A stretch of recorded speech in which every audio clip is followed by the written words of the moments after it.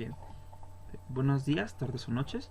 Vamos a presentar el proyecto de residencias profesionales.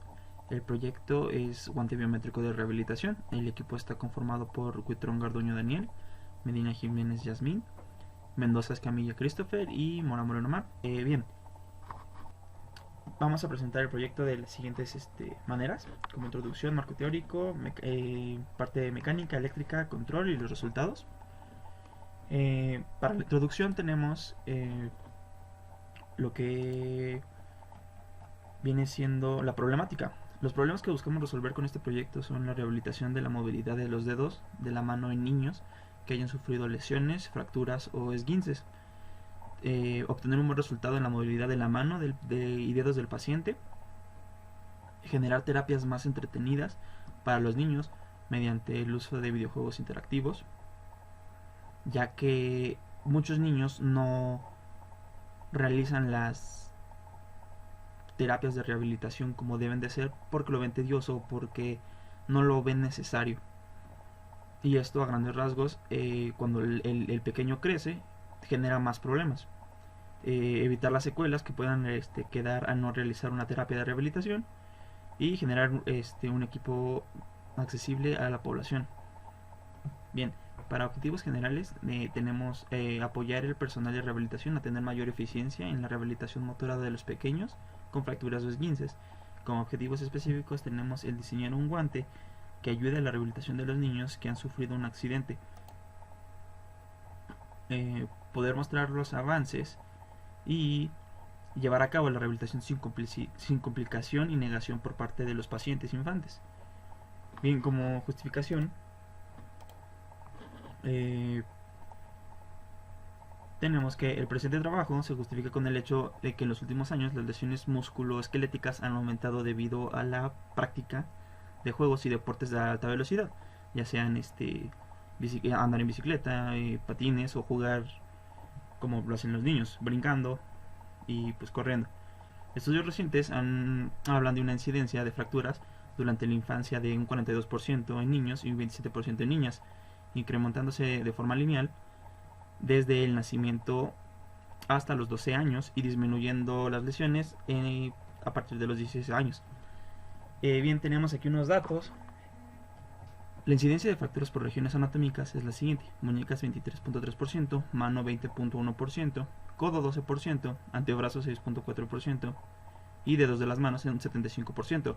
Como vemos, los dedos son el que se llevan los que se llevan la mayor parte del porcentaje en las lesiones. Es por eso que queremos destinar este proyecto hacia las extremidades, en específico los dedos. Las lesiones los niños de 5 a 14 años se lesionan con más frecuencia en los brazos. Las lesiones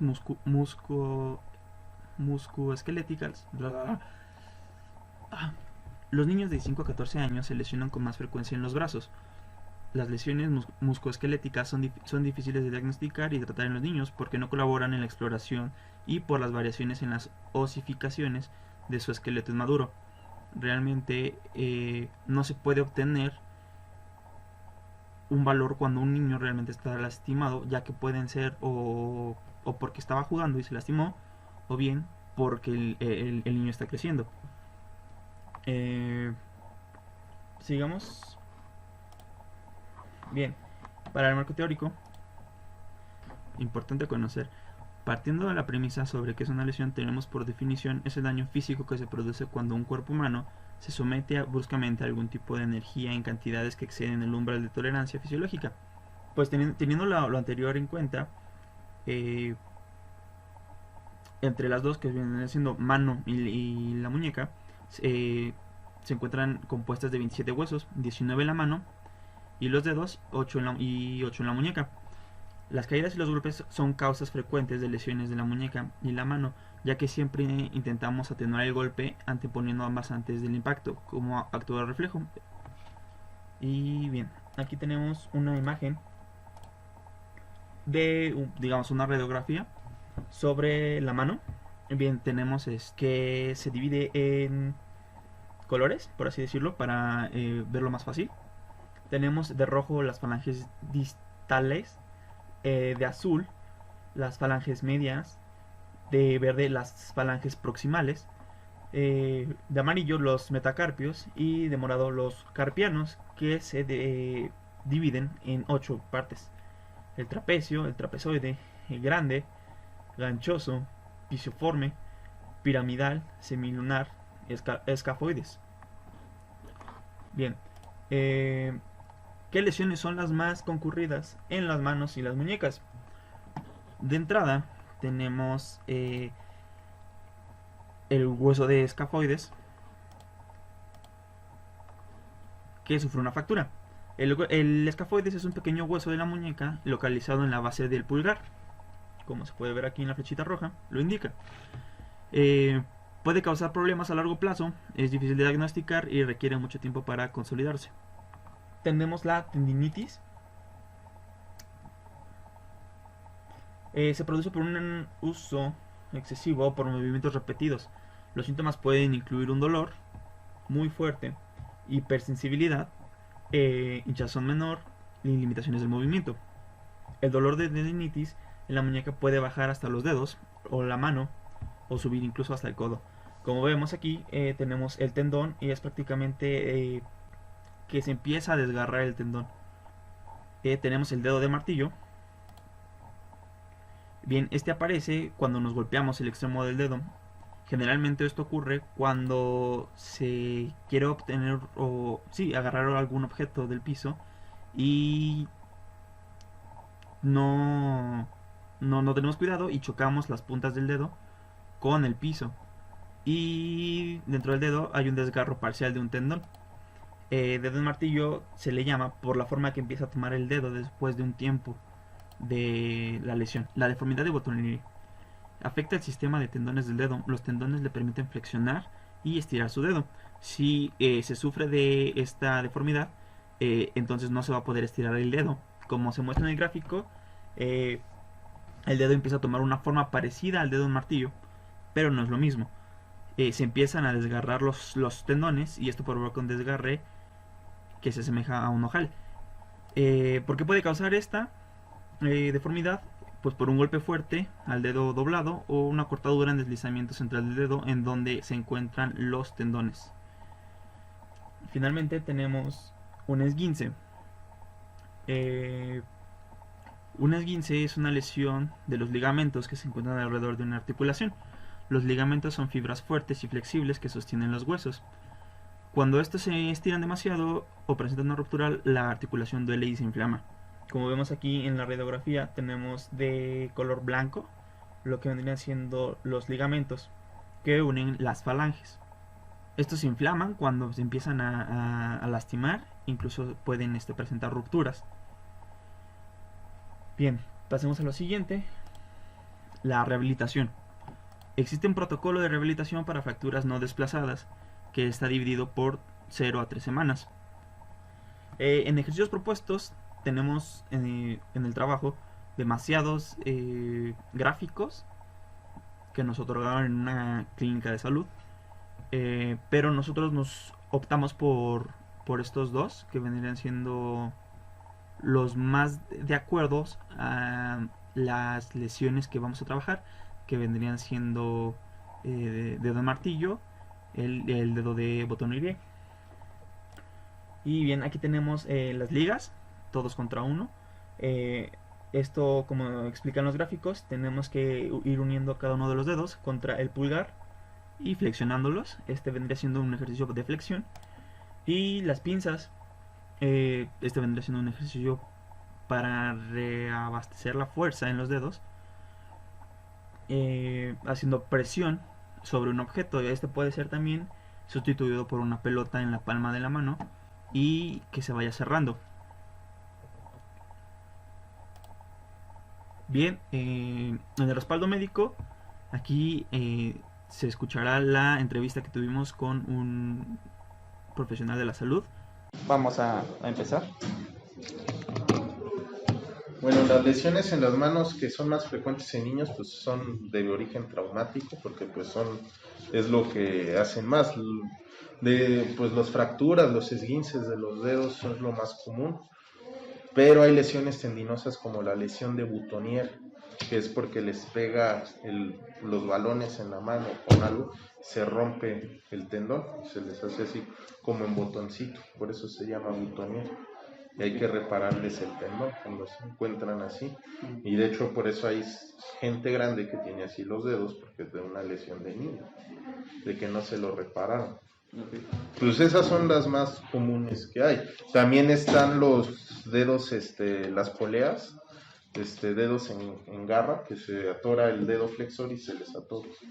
Es una de las más comunes, que es por secundario a una polea que se inflama. Una de las más comunes, que es por secundario a una polea que se inflama.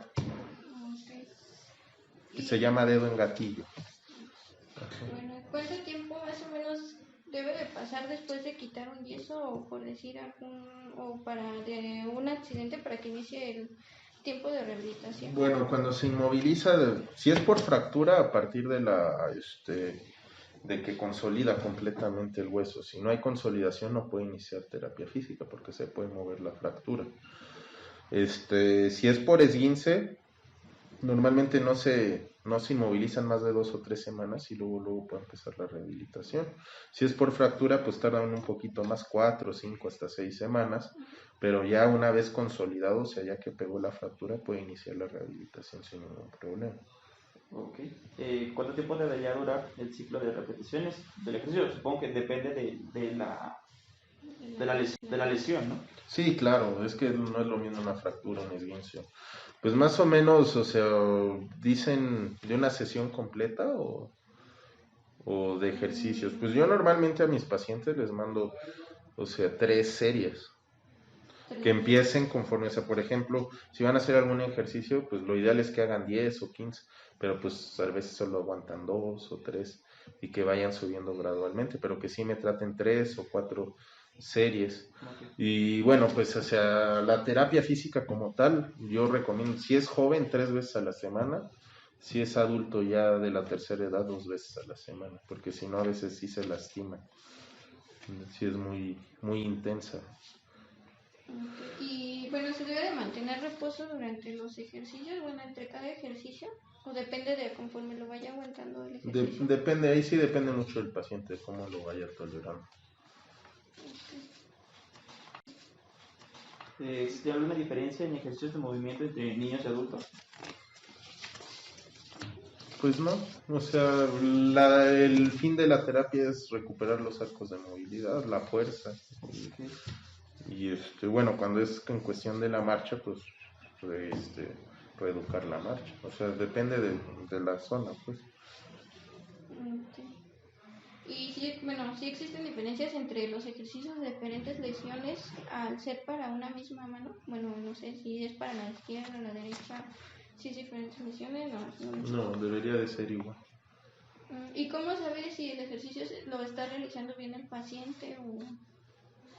Pues siempre hay que hacer yo le pido siempre cuando mando a terapia a un paciente que me hagan un reporte de cómo llegó, o sea, por ejemplo, le pasemos un esquema de 10 sesiones. ¿Cómo llegó? ¿Qué arcos de movilidad tiene? Hacer un corte y ver si recuperó algo, si está funcionando o no. Si no ha funcionado, no ha recuperado nada, es que algo está mal. Puede que el paciente no esté haciendo los ejercicios bien, o sea, analizar el caso de acuerdo a conforme va avanzando. ¿Estos arcos de movilidad cómo se medirían? ¿Por grados? Por grados, siempre se miden por grados. Okay. ¿Qué sigue? ¿Considera que existe un cambio en implementar, la tecnología que le estábamos platicando entre el desarrollo en el desarrollo de los ejercicios? Sí, claro, porque por ejemplo, o sea, con un guante biométrico puedes medir los grados, o sea, con más especificidad y la fuerza. Entonces, pues, no sé si vayan a medir newtons, pero, o sea, más o menos puedes, el lado sano, contrarrestar contra el otro, tratar de llegar a lo más parecido. Y sobre todo con el guante, pues los grados son fáciles de medir. Sí. O sea, casi todo se mide en la biomecánica en ortopedia es en grados y fuerza. Eso es lo que buscamos que tengan. Bueno, y la alineación, pero eso para fines de rehabilitación no es útil, pues. Okay. Eso es más para los resultados ortopédicos. encaminando las preguntas hacia los niños, ¿existen complicaciones cuando se implementa la rehabilitación? Claro. ¿Como cuáles serían? Desgarres secundarios, o sea, cuando, por ejemplo, lo que les comentaba, si se inicia la terapia muy pronto en una fractura o en una lesión ligamentaria, puede comprometer, volver a romper, volver a lesionar, o sea, no ha cicatrizado bien y se puede volver a lesionar, a recaer. Entonces debe de estar bien dado de alta para poder iniciar la rehabilitación, porque eso es una complicación que pueda lesionarse o hacer una lesión nueva. Cuando es muy intensa, por eso siempre es conforme vayan tolerando, pueden, como está acostumbrado, está inmovilizado y los músculos se hipotrofian, se vuelven hipotróficos, pues se pueden desgarrar, se pueden lastimar si los pones a hacer mucha fuerza desde el principio, mucho movimiento. Porque, ¿Qué características considera que qué características debe de tener un paciente para decir que ya de plano no necesita los ejercicios, que ya se logró el resultado que se buscaba? Pues ya cuando tiene la movilidad normal, o sea, casi siempre es comparativo, o que ya puede regresar a sus actividades normales, o sea, su vida normal. ¿Sí? Eso sería todo.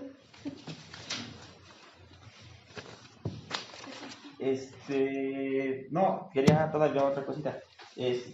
¿Usted recomendaría, el guante que queremos hacer sería básicamente esto, serían sensores? ¿Usted lo recomendaría o lo implementaría en sus pacientes?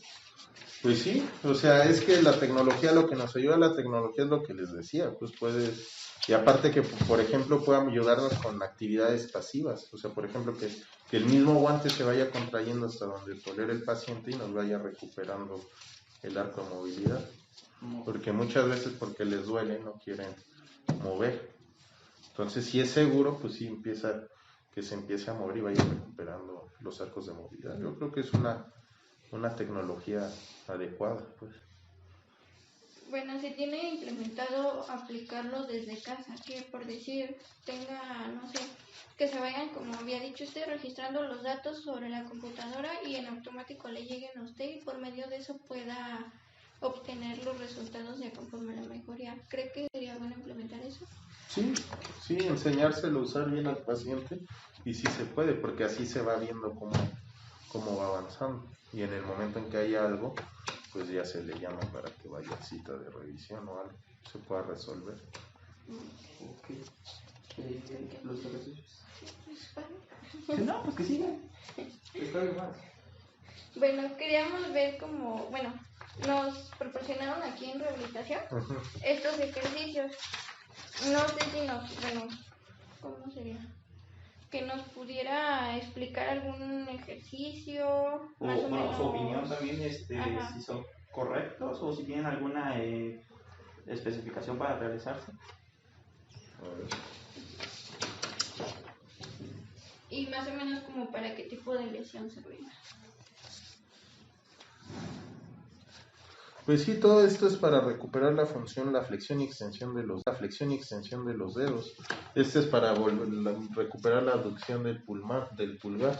O sea, todo es de acuerdo al dedo, pues va encaminado a recuperar la fuerza muscular y el tacto fino. Por eso son hacer las bolitas con la plastilina. Sí, pues están bien, pero lo importante, o sea, lo que buscan estos ejercicios es recuperar la fuerza y la movilidad. Y en cuestión de la lesión que nos había dicho que se golpean a veces y se les dobla, se lastiman el tendón, el butonium. ¿Ese como qué tipo de ejercicio nos recomendaría? Pues es recuperar la flexión y la extensión. Sería como los ejercicios parecidos. Sí, parecidos, exacto, pero esas normalmente necesitan cirugía, antes de empezar con la rehabilitación. O sea, se realiza la cirugía y ya en base a eso se empieza, conforme vaya mejorando se empieza una rehabilitación. Exactamente. Bien, después de esto tenemos el apartado eléctrico. En el aspectos electrónicos, ¿qué se ocupó para este proyecto? Se ocupó un sensor de flexión. Este tipo de sensor produce una resistencia variable en función del grado de ángulos en los que se está expuesto. Convierte la curvatura en distintos valores de resistencia eléctrica, como lo haría un potenciómetro, pero sin los ángulos de flexión. El sensor contiene impresa la tinta conductora dentro de un diseño a lo largo de este mismo, como se puede notar. Esta tinta contiene carbono o plata, y las partículas se mezclan en medio del pigmento. Normalmente esto nos genera una resistencia de 50 kiloohms. ¿Qué beneficios tienen? Es de bajo coste, resiste altas temperaturas, humedad, y es personalizable a proyectos. ¿Qué aplicaciones tiene? Se le puede encontrar en las aplicaciones industriales, en aplicaciones médicas, como sería el propósito de este proyecto, en dispositivos de juego y tecnologías asistidas. Un sensor eléctrico. Este sensor se ocupó aquí para emitir las señales de presión que genera el paciente. ¿Cómo funciona? El funcionamiento es a base de cristales naturales, pueden ser de cuarzo o turmalina, o bien pueden ser de cerámicos, titanato o circonato de plomo, que son los más comunes. El piezoeléctrico como tal es el dispositivo que recibe estas fuerzas exteriores para generar una pequeña cantidad de voltaje dentro de un sistema. Para medir el potencial eléctrico generado se usan dos electrodos, como se muestra en la imagen, y su magnitud es proporcional a la deformación y depende en gran medida a la dirección en la que se aplique la deformación. Arduino Mega. ¿Por qué se ocupa un Arduino Mega y no un Arduino Uno? En primera parte porque nos ofrece mayor número de puertos, ya que el proyecto lo requiere. Un Arduino Uno no se abastecería para darnos la cantidad de puertos. Nos beneficia también un poco la memoria que tiene, ya que se podría cargar más código en uno de estos que en un Arduino Uno normal. Ok, aquí tenemos la simulación eléctrica de los sensores. En el apartado eléctrico de nuestro proyecto usamos Arduino Mega, sensores de flexión, sensores de fuerza y algunas resistencias. La opción de usar el Arduino Mega fue por su facilidad de conectarse al puerto serial que enlaza con Unity. La decisión que fuera el Mega y no otra de la familia Arduino es por su cantidad de puertos analógicos disponibles, ya que todos los sensores que usamos son sensores analógicos y necesitamos entradas propias para su buena lectura. Los sensores de flexión y fuerza los estamos representando con potenciómetros, ya que al ser sensores analógicos funcionan meramente como un potenciómetro, aumentan o disminuyen su resistencia según la variable que excite al dicho sensor. Los sensores de flexión se aumentan su resistencia como se van flexionando y los de fuerza la van aumentando como se va aplicando fuerza dentro de ellos. Se usaron resistencias para hacer un divisor de voltaje y que la medida fuera más precisa a la hora de obtener las lecturas, obteniendo valores entre 0 y 1024, mapeando los valores de 0 a 5 volts, que son los voltajes nominales que usamos para la lectura de nuestros sensores. Bien, pasaremos a lo siguiente. El apartado mecánico. Aquí tenemos la simulación mecánica que se realizó. Hola, buenas. En cuestión nosotros vamos a hablar del apartado de lo que es el diseño en SolidWorks del guante. En este caso, como se puede mostrar aquí en pantalla, tenemos lo que es una falange, que son las uniones que tenemos en los dedos. En este caso es la falange del dedo meñique. Nosotros, para poder hacer esta pieza, lo que tuvimos que hacer es basarnos en dos primeros croquis, los cuales vamos a mostrarlos.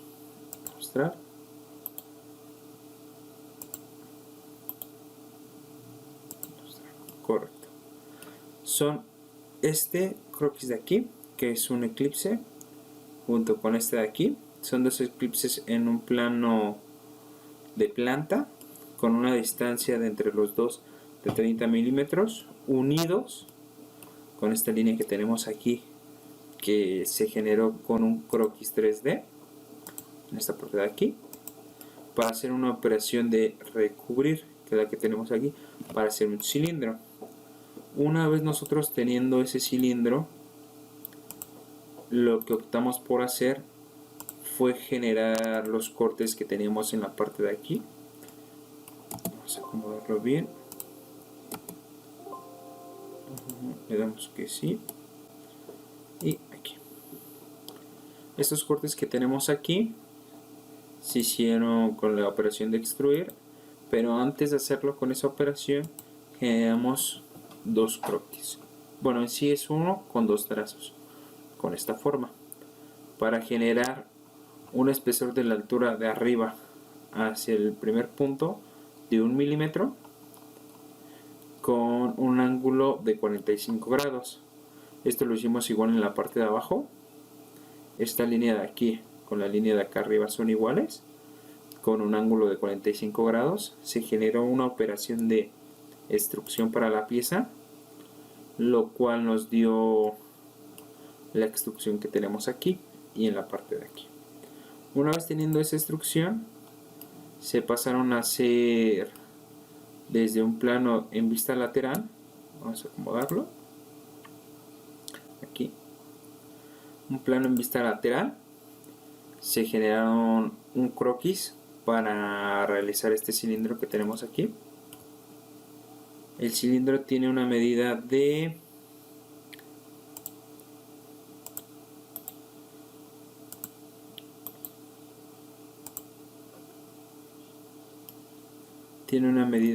6 milímetros con un espaciado de medio milímetro de la base hacia la parte de arriba. Esto de aquí, una vez teniendo este croquis, nosotros hicimos un saliente por ambos lados de un espesor de 3 milímetros, como se puede mostrar aquí. Aquí está, un espesor de 3 milímetros por ambos lados. A este mismo croquis, esperamos, nos fuimos a esta capa, hicimos un croquis y generamos un círculo. Este círculo de aquí, vamos a tomarlo, aquí está.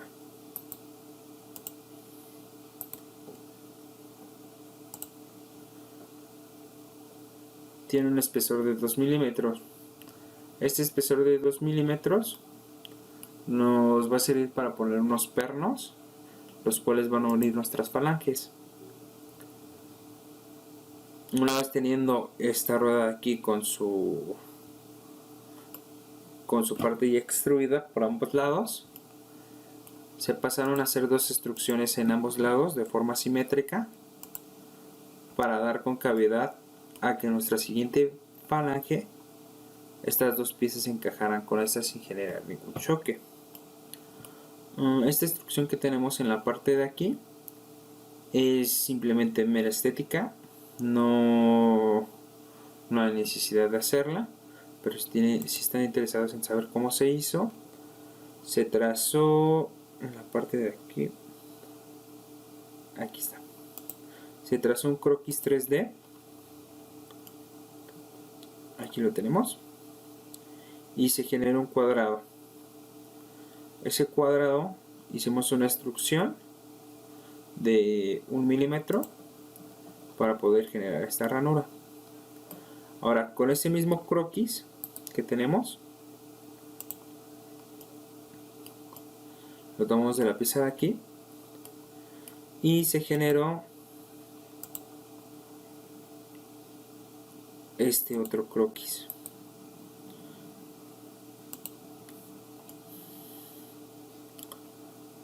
Este que tenemos aquí.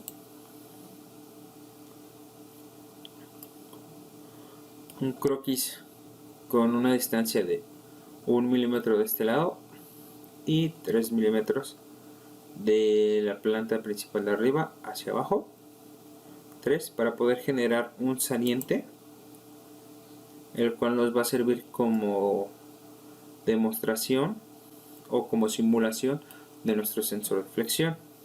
Una vez teniendo una falange, podemos aprender o podemos saber que en el Project Manager se puede copiar. En este caso se copian las tres, simulando las tres falanges de los dedos, y al seleccionar otra falange, esperamos tantito, te da las mismas medidas.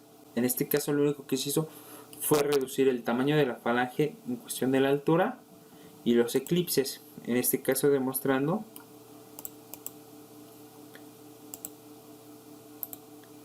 que el primer croquis, si se acuerdan, era de 20, en este caso se redujo 2 milímetros por ambos lados. El otro era de 20 por 15, en este caso es de 18 por 13. ¿Vale? Y el segundo croquis es lo mismo, solamente tiene una equidistancia de 1 milímetro separado internamente, o sea que mediría 17 por 12. La altura la dejamos de 25 para hacerlo un poquito más pequeño. Vamos a acotar. Como pueden ver, de 25.02 milímetros. Para hacer una falange más pequeña, que sería la segunda que tenemos en el dedo. Y en cuestión de nuestra tercera falange, vamos a cambiarla. Es el mismo procedimiento, solamente que en lugar de hacer el corte en la parte de arriba, se va a hacer una revolución en esta parte, utilizando este croquis que tenemos aquí. Una vez teniendo nosotros este croquis, generamos una revolución, lo cual nos permitirá hacer la redondez que tenemos aquí en este dedo.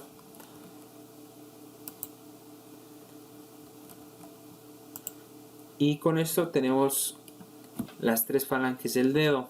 Lo que se hizo con esto fue, ahora sí, que copiar y pegar, como se muestra aquí, el mismo proyecto 5 veces, de hecho, cambiar el nombre por dedo anular, dedo índice, dedo medio, dedo meñique, mostrando que tenemos aquí lo que es la falange.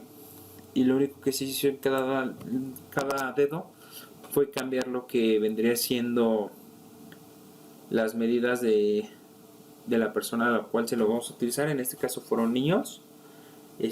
Tomamos medida de cuestión de sus dedos para poder hacer cada una de las eclipses, que son las que mostramos anteriormente, y poder así generar lo que vendría siendo los dedos de cada uno de la mano. Una vez teniendo esto, les voy a demostrar cómo queda un dedo armado.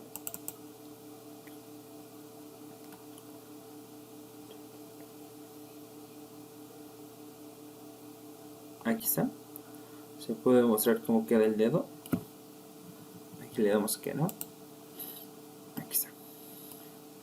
Este es uno de los dedos armados, ya con los pernos integrados, las tres falanges con las diferentes medidas. En este caso, la medida de esta falange de la parte de abajo y de la parte de arriba de los elipses son de 20 de espesor por 15 de anchura. En este caso es de 18 por 17, y en este caso es de 15 por...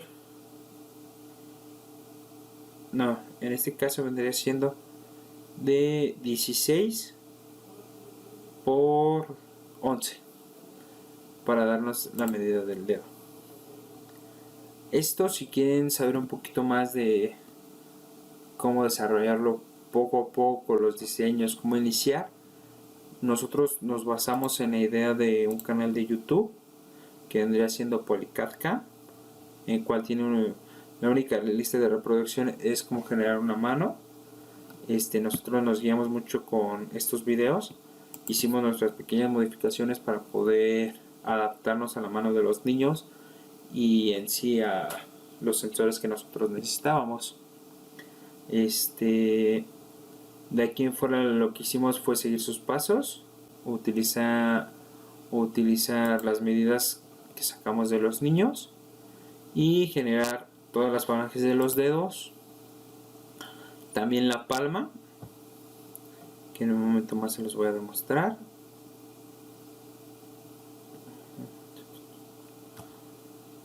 Este es el diseño completo de la mano, pero ese no nos interesa ahorita. Okay. También diseñamos lo que es esta palma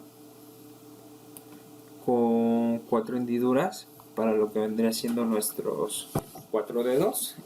El quinto simplemente se puso en esta parte de aquí fijo para poder darnos la simulación de nuestra mano, como mostramos enseguida.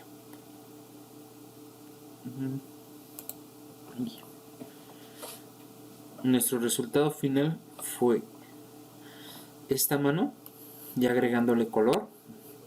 Por ejemplo, en este caso podríamos seleccionar este de aquí y nos podremos ir a esta parte de apariencias, escenas, y en apariencias podemos poner lo que vendría siendo tela, paño y algodón azul, que es lo que nosotros estamos ocupando para realizar nuestro guante, y ya con esto nosotros ponemos el color de nuestro guante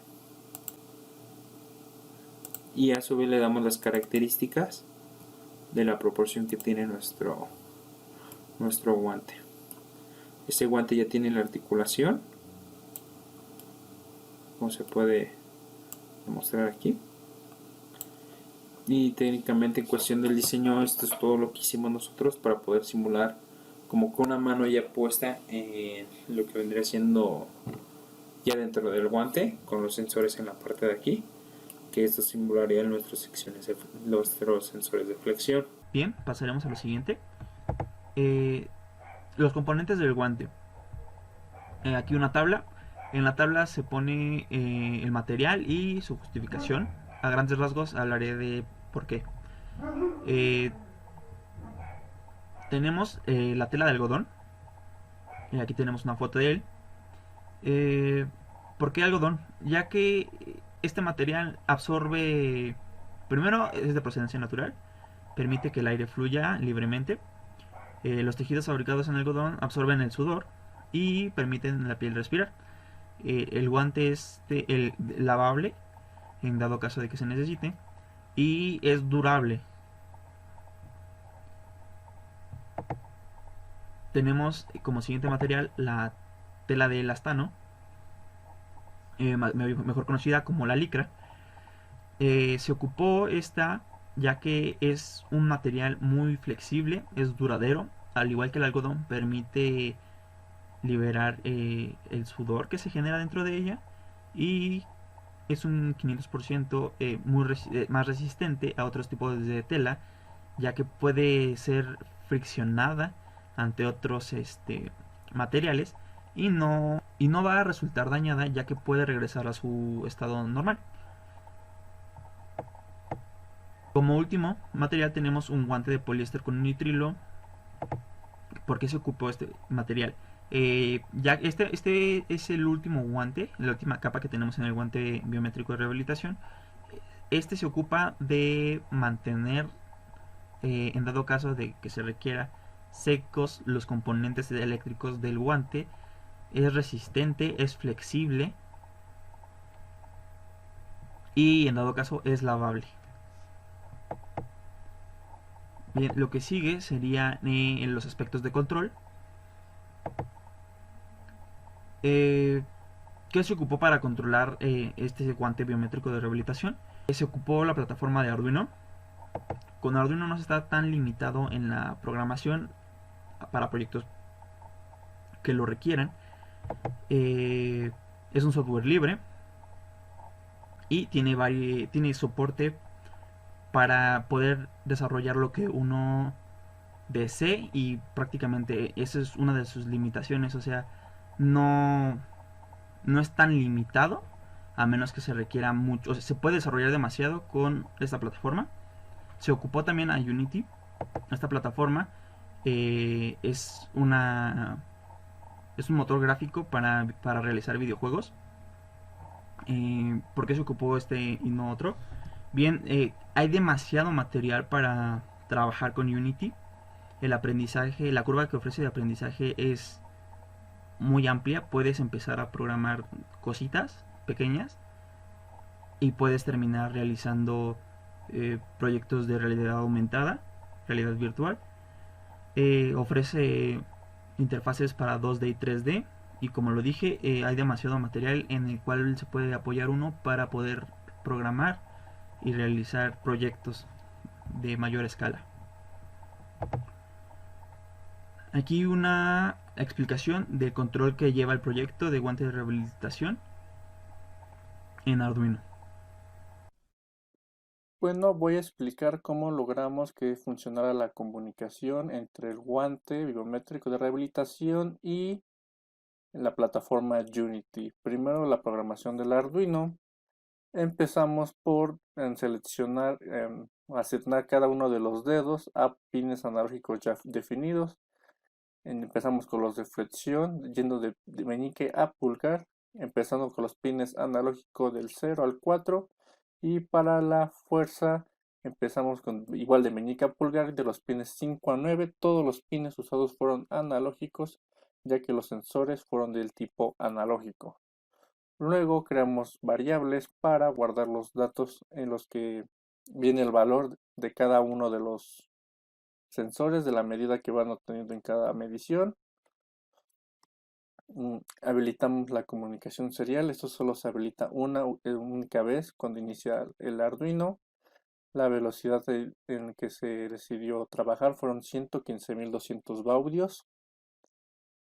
Este es el código principal. Se usó la función serial flush para que todas las lecturas fueran mandadas por el puerto analógico como una matriz de 1 a la n de forma directa, todos los datos en una sola línea. Se le asigna a cada uno de los valores ya declarados la medida que tiene el pin analógico correspondiente. En este caso es el del índice en la parte de flexión. El dato se imprime y cuando se imprime se separa por una coma. Luego se procede a leer el siguiente dato, todo esto en la misma línea y se separa por una coma. Así sucesivamente hasta que se tiene la última medida, que es el del meñique en la parte de fuerza, que se lee por el pin A9, y esta ya imprime la línea para una siguiente línea.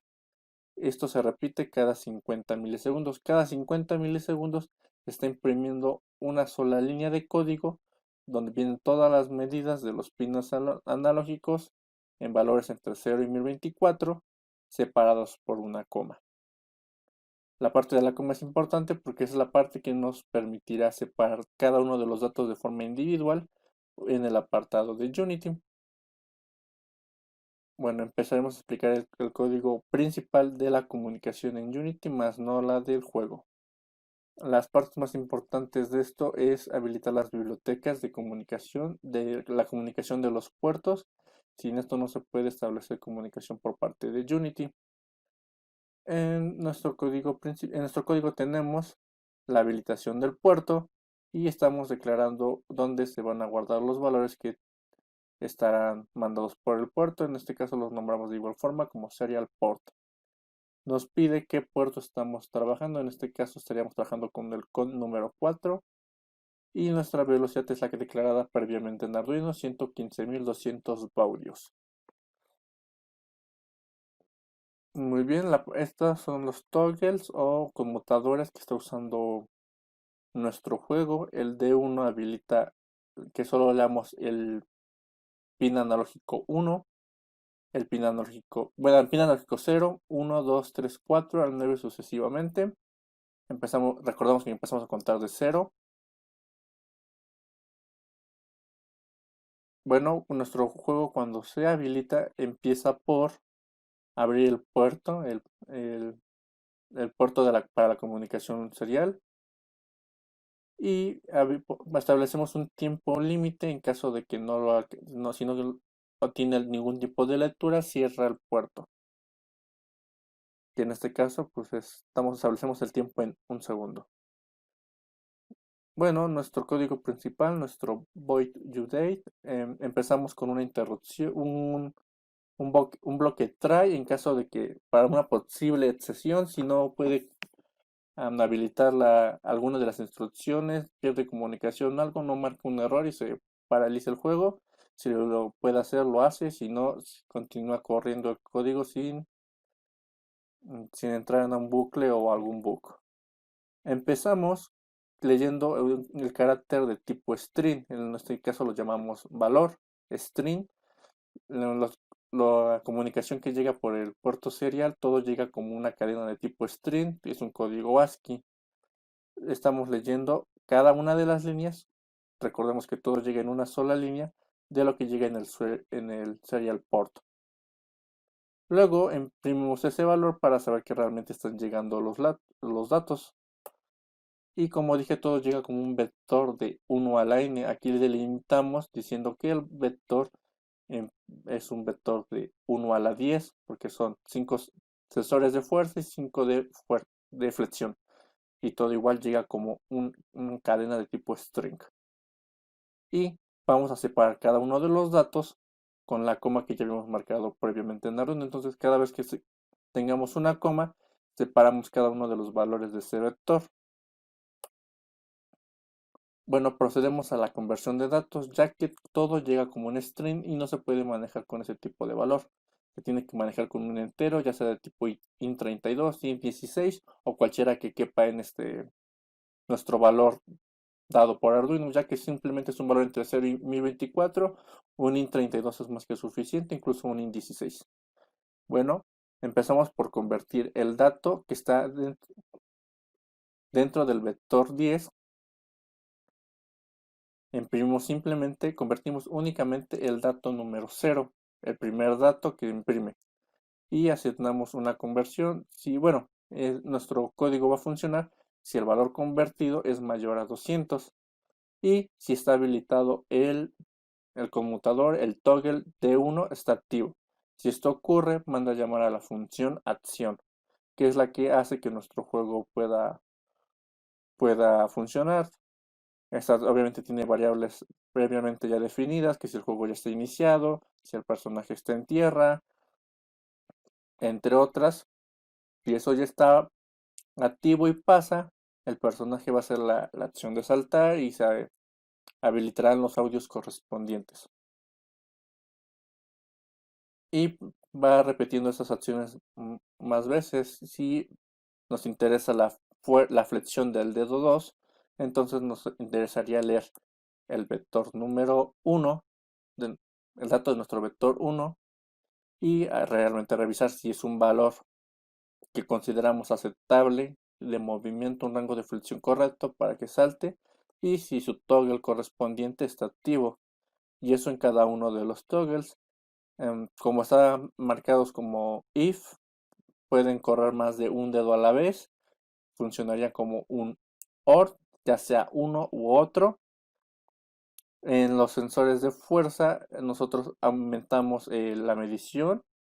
700 significa que ya es una fuerza un poco, aplica una fuerza considerable que puede aplicar el dedo para que no se active simplemente con pequeños roces. Por eso es una medida un poco más grande.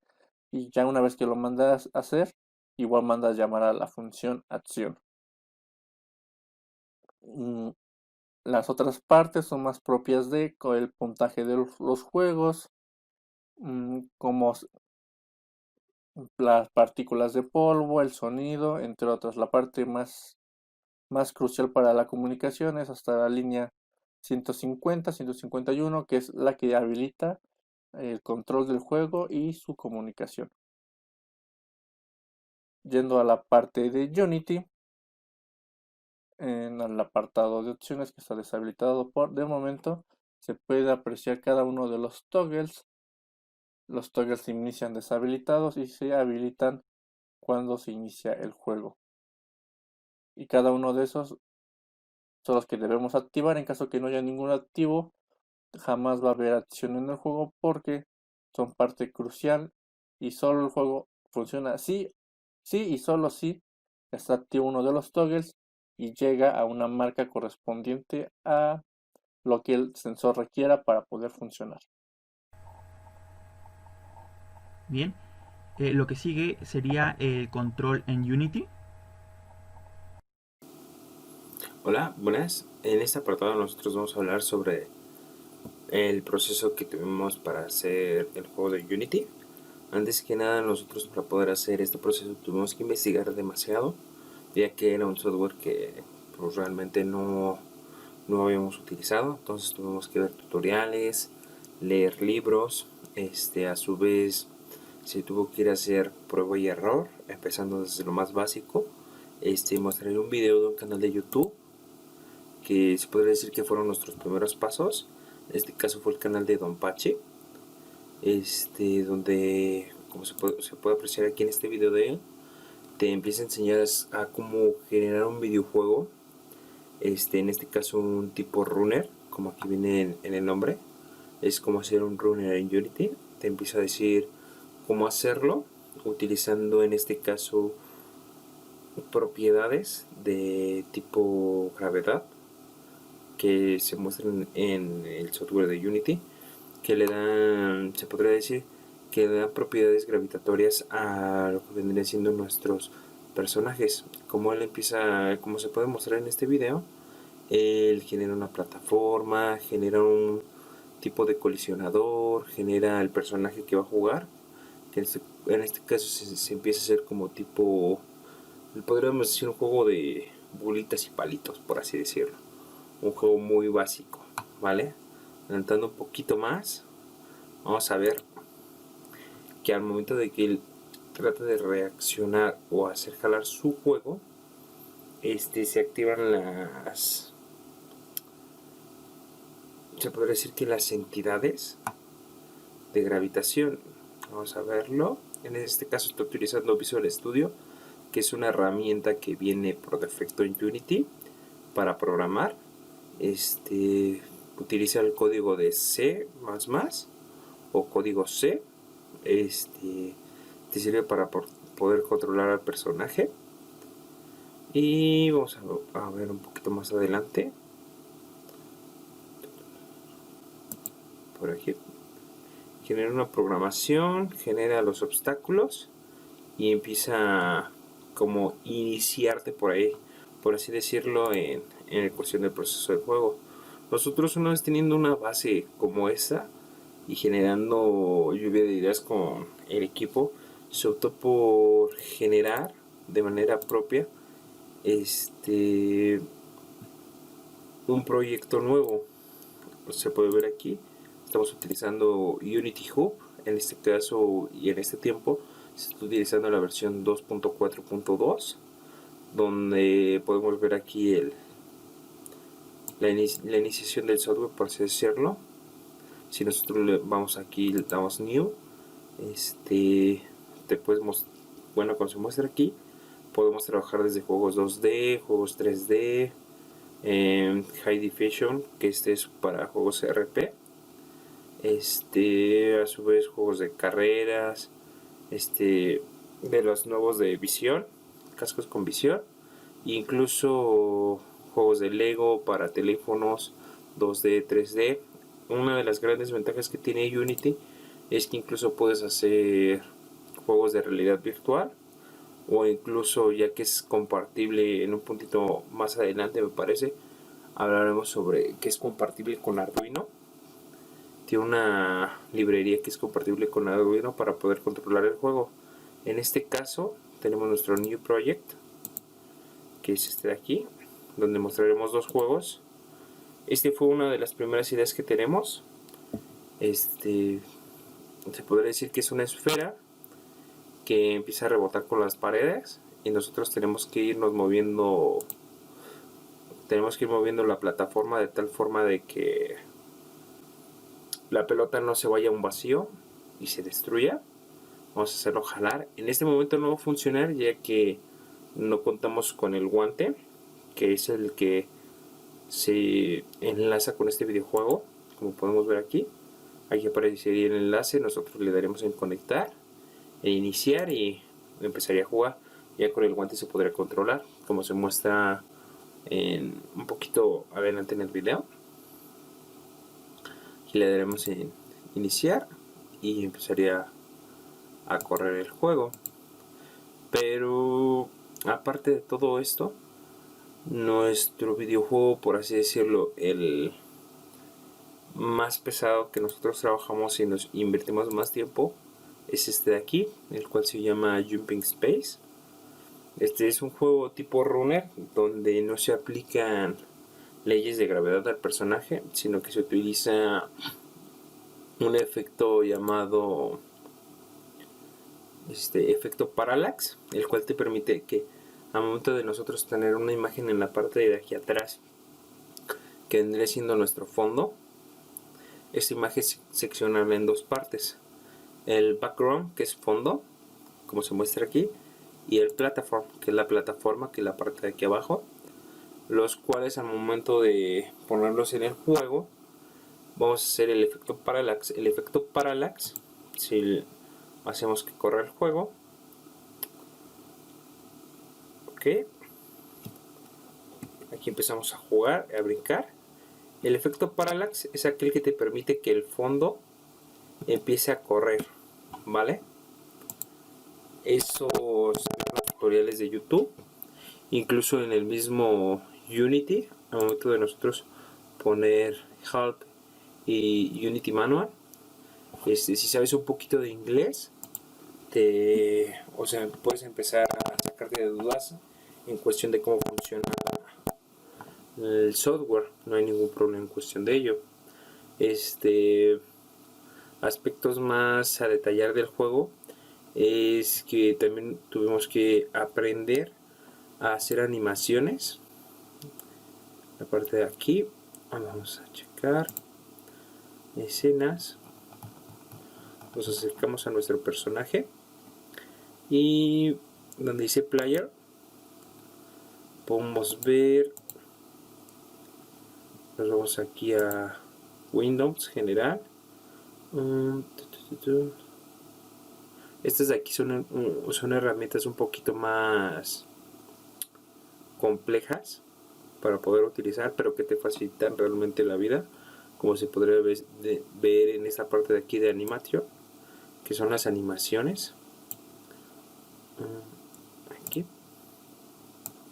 nos vamos, y antes que nada hay que saber que tienes que generar tus animaciones con lo que podrían decirse imágenes pixeladas en este caso, o sprites, que es un conjunto de imágenes que van renderizando el movimiento de nuestro personaje. Por ejemplo, en este caso tenemos Run, consta de 2 sprites, los cuales te permiten una animación de correr, como se muestra en esta parte de aquí, Player Run. Si se alcanza a apreciar, el monito se está moviendo. Otra de las animaciones que tuvimos que trabajar fue la de salto. Dejamos un poquito. Aquí se ve cómo salta nuestro personaje. También la animación de muerte. Perdón. Esta es la animación idle, que es en el momento de estar el juego accionado. Lo vamos a accionar. En el estado de carga del juego, antes de iniciarse, nuestro personaje va a generar esta animación. Es la animación idle, donde el personaje va a aparecer como si estuviese siendo invocado, ¿vale? También tenemos nuestro enemigo, que está en la parte de aquí. Aquí está. Tenemos nuestro enemigo, que cuenta con su propio sprite para caminata. Dentro de las cosas que se puede hacer con Unity está la programación, que son los scripts. Los scripts los puedes tomar desde Game Canvas, se podría decir que es nuestra principal cámara. Darle clic derecho y aquí podríamos crear lo que es un create empty o un espacio vacío. En este caso aquí lo creamos, y en add component vamos a abrirlo y vamos a poner, por ejemplo, player, En este caso ya tenemos lo que es un script, que es la programación de Visual Studio, pero si no lo tuviéramos podríamos generar new script para empezar a programar. En este caso no lo necesitamos, y como este no lo vamos a ocupar, lo eliminamos. Ahora vemos en cuestión de la programación.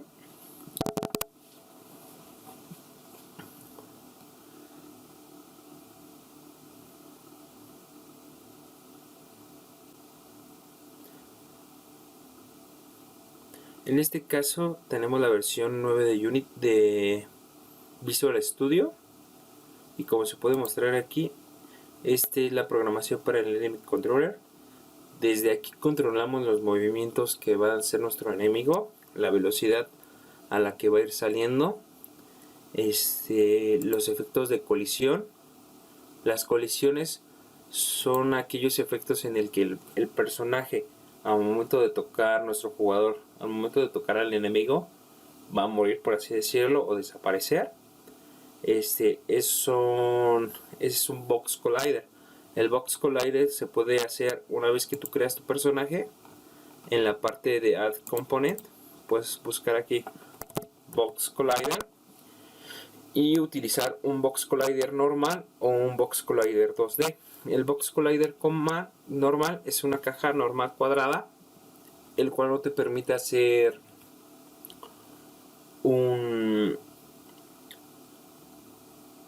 momento más exacto, por así decirlo, o un espacio más exacto de la silueta de tu personaje, a comparación del Box Collider 2D, que te permite un poquito más darle la figura de estas líneas, como podemos ver aquí, naranjas, para la colisión de un personaje.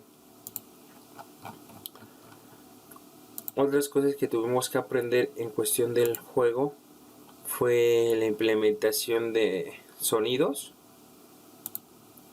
que aquí los tenemos. Fue desde un tono musical, o sea, cómo generar la música que vamos a correr, seleccionando desde varios tipos. O sea, mediante ideas y colaboración con el equipo se trató de buscar algo adecuado al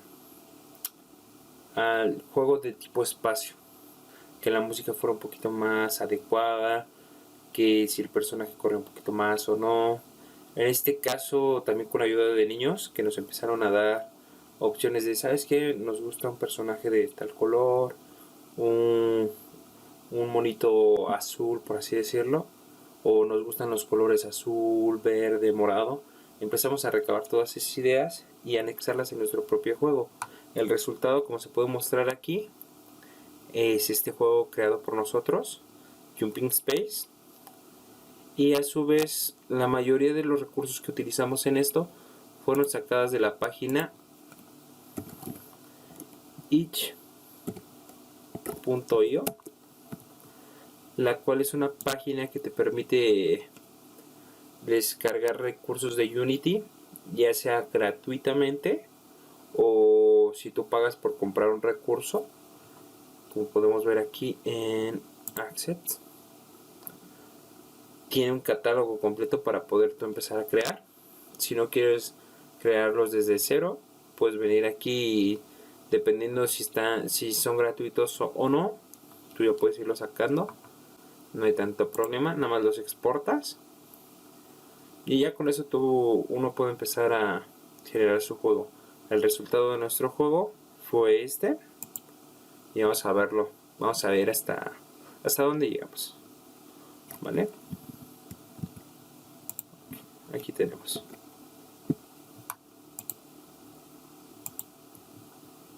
Aquí empieza y consiste en empezar a correr, ¿vale?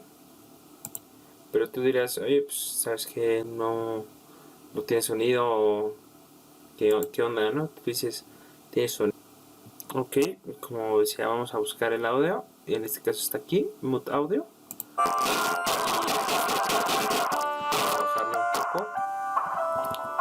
Y iniciaremos. Se generan los sonidos incluso de salto cuando alcanzamos a pasar a un oponente. se escucha cómo va subiendo nuestro porcentaje de victorias y el sonido de muerte. A su vez, si podemos notar aquí,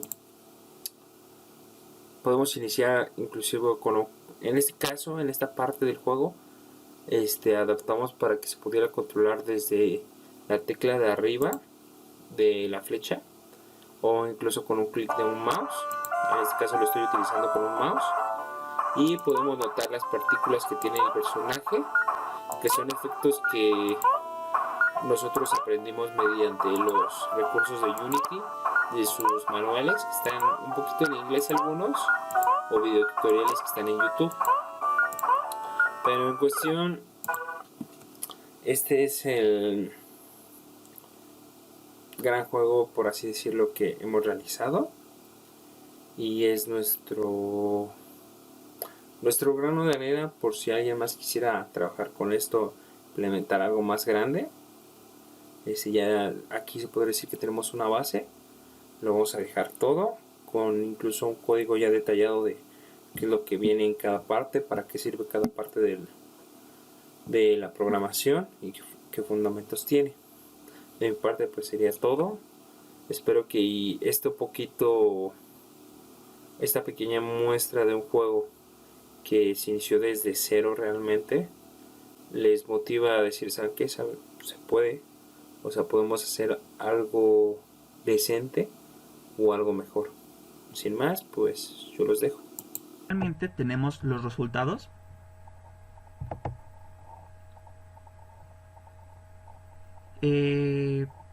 Tenemos el proceso de fabricación del guante biométrico de rehabilitación. A primera imagen nos presenta un PCB que se realizó. Este PCB se procedió a imprimir en acetato y hojas fotográficas. Procedimos a imprimir el circuito en una placa fenólica y se realizaron distintos PCBs y se optó por el que estuviera mejor impreso.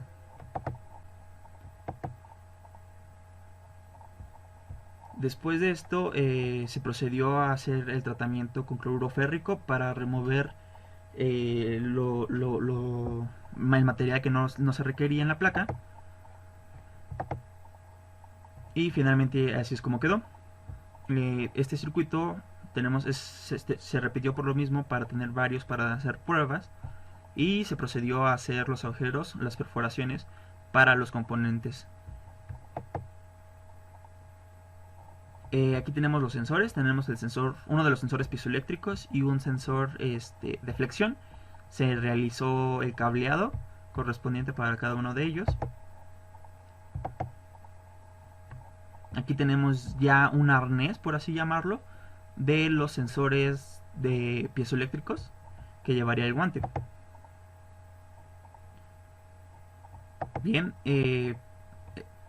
obtuvimos el guante de algodón y tuvimos que recortar pedazos de tela de elastano para hacer bolsas que soportaran a los sensores de flexión. Estos sensores se pusieron en cada dedo de esta forma.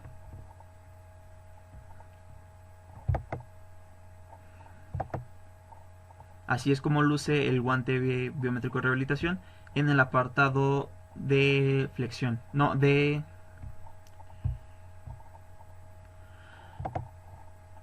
Bien, así es como luce el guante de rehabilitación en el apartado de los sensores piezoeléctricos o bien de presión.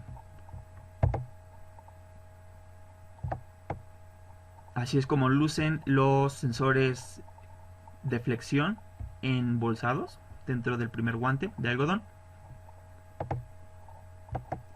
Finalmente tenemos el guante biométrico de rehabilitación. Como vemos, tenemos ambos arneses de cables.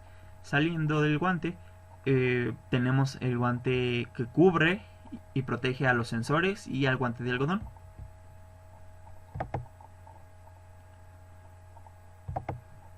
Bien, pues aquí una prueba del funcionamiento del guante biométrico de rehabilitación. Hola, les voy a hacer la demostración del guante biométrico en el juego. Iniciamos por colocarnos el guante.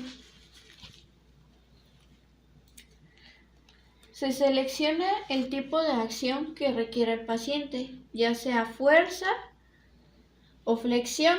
En este caso vamos a iniciar con la flexión del dedo pulgar.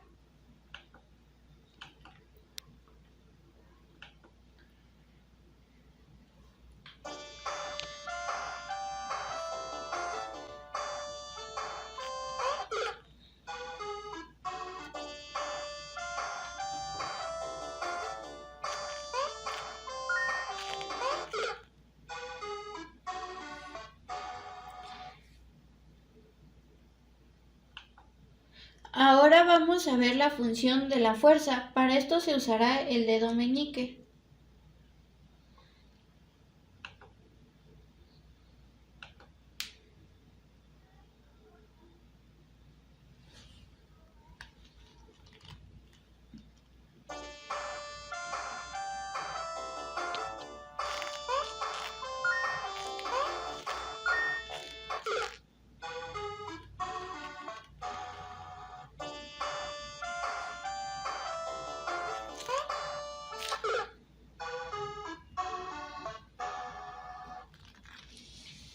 Bueno, este tipo de rehabilitación está enfocada en niños con lesiones de movilidad de los dedos de la mano. Y en conclusiones tenemos que el guante biométrico está basado en un método de rehabilitación y entretenimiento para niños y jóvenes de entre 3 a 16 años. El tamaño del guante puede ser modificado dependiendo de lo necesario. Este ayuda cuando el niño sufre una lesión ortopédica y el individuo requiere de rehabilitación para su mejora al final de la lesión. Permite poder llevar a cabo la rehabilitación de manera divertida, jugando y rehabilitando al mismo tiempo. La rehabilitación está enfocada en fuerza y flexión. Es sencillo de manejar el guante, ya que solo con la aplicación del rehabilitador se podrá hacer los ejercicios obtenidos por la hoja proporcionada por el profesional de la salud. El guante tiene como objetivo general ayudar a recuperar sus capacidades o independencia de movimientos, pero las metas específicas realmente son diferentes para cada persona, ya que depende de la causa del problema, si este es crónico o es temporal, y qué capacidades se perdieron, además de qué tan grave es el problema. Se recomienda siempre que se tenga una lesión ir con un profesional de la salud. El guante como tal realiza su función, que sería empezar una rehabilitación sana, divertida para niños, y no nos exenta de siempre ir a checar la rehabilitación que tenemos con un profesional, obviamente después del tiempo acordado para empezar a curar la lesión. Y pues eso fue la presentación del guante biométrico de rehabilitación. Gracias por su atención.